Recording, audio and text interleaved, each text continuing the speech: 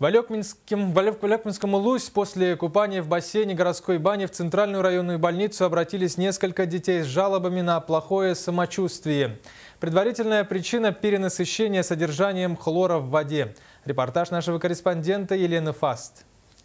Сегодня мама Трегубова Женя, рассказывая эту историю, улыбается. А вот день вчерашний завершился совсем не так, как планировалось изначально. У ребенка праздновали день рождения в сауне. В сауне еще начинало детям становиться плохо. Дома, когда уже привезли, вот уже конкретно стала рвота, слезоточение, это вот кашель неостанавливающий. 15 марта в 19 часов 35 минут 10 детей с рвотой, сухим кашлем и жжением в глазах 2 машинами скорой помощи поступили в детское отделение города Алекминска. Дети отдыхали, проводили день рождения свой, справляли.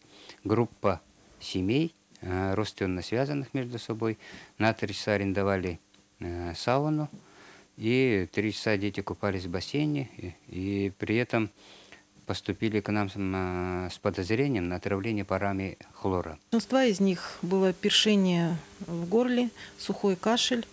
У некоторых была многократная рвота, покраснение склер.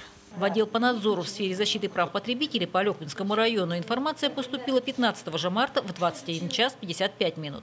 Произвели отбор проб воды. Вода была взята на химические показатели. 0,5 мг на литр – это норма.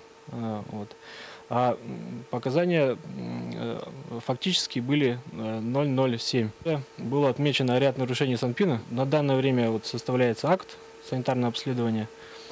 И в течение 3 дней будет решен вопрос об административном взыскании на данного предпринимателя.